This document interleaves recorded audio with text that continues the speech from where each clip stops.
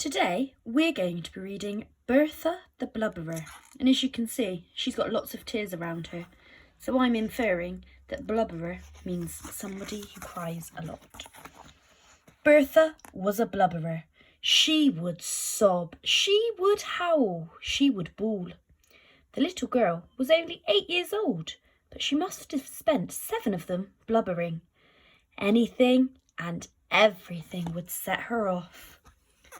Loud noise, silence, bright lights, the dark, small dogs, large dogs, medium-sized dogs, rodents of any kind, red socks, frogs, toads, tadpoles especially, bouncing balls, fireworks, dust, the heat, the cold, ducks, geese and swans, orange juice with bits in, burnt toast, kettles, stickers, wet grass, park benches, men with tattoos, low-flying aircraft, the colour purple, cat hair, rain, water slides, mud, anything made of plastic, Christmas crackers, the raisins in raisin biscuits, bouncy castles, smells of any kind, even nice ones, clouds, moustaches, vegetables, burps, monobrows, nostril hair, ear hair, anyone in a hat.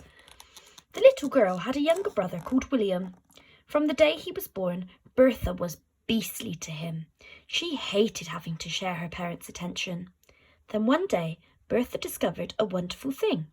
She could cry and blame it all on her little brother, and the more she cried, the more attention she got. So the girl thought up more and more wicked plans to make William look horrid. Bertha's favourite ploy was to cry and cry and cry alone in her bedroom, pretending her brother had hurt her. When Mother bounded up the stairs to see what was wrong, Bertha would blub through a river of tears. "Mama, it was William. He pinched me. William pinched me hard on the arm." Sometimes she would elaborate on the lie by actually pinching herself. Bertha would then offer up the very tiny red blotch on her arm as evidence of her brother's beastliness. She would wail. The mother would burst into her son's room next door to confront the boy. Young William was usually reading or playing quietly with his earplugs in. He had endured a lifetime of bawling and had therefore fashioned earplugs out of marshmallows so he could get on with things in peace. "Why did you pinch your darling sister?" Mother would demand. "What?" William would reply. It was hard to hear with marshmallows in his ears. "And why have you got marshmallows in your ears?" William would take out the marshmallows and protest his innocence. "I haven't touched her, Mother," the boy would plead. "I've been reading in my room the whole time." "A likely story," Mother would declare. "No pudding for you after dinner tonight. But no pudding for a week. But no pudding for a month." Eventually, the boy would fall silent. He liked pudding, but not as much as his sister. The little girl loved pudding, even more than she loved crying. Once, at the local bakery, she even offered to swap her brother for a slice of chocolate fudge cake. It was a large slice, but still. And if there was no pudding for William, Bertha would be allowed to eat his, double pudding. All Bertha had to do was roll around on her bed and blubber. On the day our story begins, the 2 children were left alone inside the house. Mother was in the garden, tending to her beloved roses as Father mowed the lawn. Spotting that her parents were outside, a fiendish scheme crossed Bertha's mind. It was her most devilish plot yet, breathtakingly simple and all the more brilliant for it. The plan was this.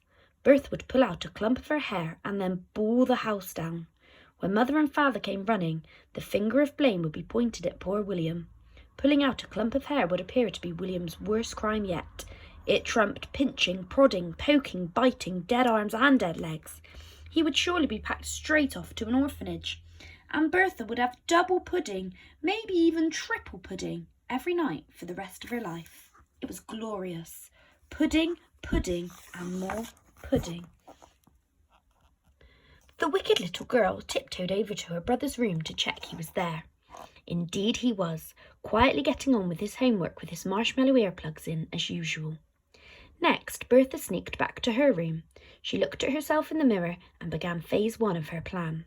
She reached up to her head and grabbed a clump of hair. Shutting her eyes, she yanked as hard as she could. Bertha didn't need to pretend to cry. The pain was so intense that she couldn't help but yell, "Wah!" She examined the strands of her hair in her hand and the bald spot she had made on her head. It was about the size of a ping-pong ball. Bertha then put her ear to the bedroom door to see if her parents were on their way. Strangely, they were not. So Bertha did it again. This time she yanked even more hair from her head. Now there was another bald spot. This one was the size of a tennis ball. Still, no one came running. So Bertha did it again.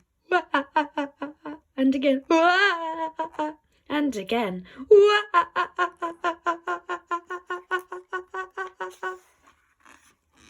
The pain was so extreme that Bertha's eyes were now stinging with tears. She could barely see what she was doing anymore. Yet still the girl yanked out more and more of her hair. Eventually, wiping the tears from her face, she stared in the mirror. Bertha was now completely bald, except for one lonely strand of hair on the top of her head. Just then she heard a noise. Bertha's eyes darted to her bedroom door. To her horror, her mother, father, and brother were all looking at her through the door crack.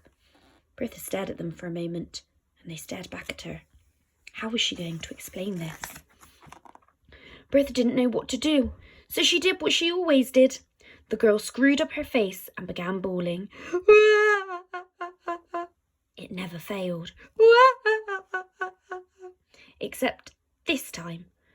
What on earth are you crying for? Demanded Father. Because Mama and Papa, that beastly brother of mine, pulled out all of my hair, replied the girl through her theatrical sobs.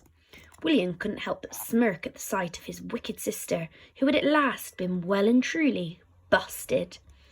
Actually, you've still got one hair sticking out of the top of your head, proclaimed the boy. Bertha examined herself in the mirror again. It did look rather strange having just the one lonely strand, so she pulled it out between her fingers. That can't have hurt, protested William. It's just one little hair. Bertha was becoming desperate now. But you pulled out all the others, William, you evil little wretch. We have been standing here for the last few minutes, young lady, began Mother. We saw the whole thing, added Father. The smuggest grin spread across William's already smug face. But, protested Bertha. No doubt you have been doing this all along, accused Mother. But. No pudding for you, young lady, declared Father. Bertha stopped protesting for a moment. The punishment didn't seem so bad. Missing one pudding. She had a stash of chocolate under her bed anyway. The girl gave her brother a self-satisfied look. Then, like a prize fighter, Mother delivered the knockout blow. Ever again. Bertha froze. This was worse than having no hair. No puddings. But Bertha loved puddings. If she could, she would only eat puddings. How could anyone live without cake and ice cream and meringues and cream and sponge cake and custard tarts and Eton mess and French fancies and treacle sponge and apple crumble and custard and jelly and spotted dick and cupcakes and sticky toffee pudding and jam roly-poly and chocolate mousse and brandy snaps and trifle, all preferably eaten in one sitting.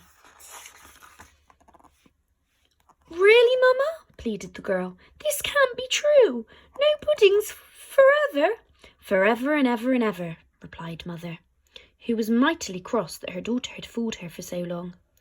Now every night Bertha would have to watch her brother across the dinner table, savouring every last morsel of not only his delicious pudding, but what would have been Bertha's too. Double pudding. Most evenings Mother would give William her own pudding as well, to make up for his harsh treatment over the years. Triple pudding. Often the boy would be allowed to eat his father's pudding too. Quadruple pudding. It was torture for the girl to watch her brother eat all her favourite pudding night after night after night, while she had not a crumb of one.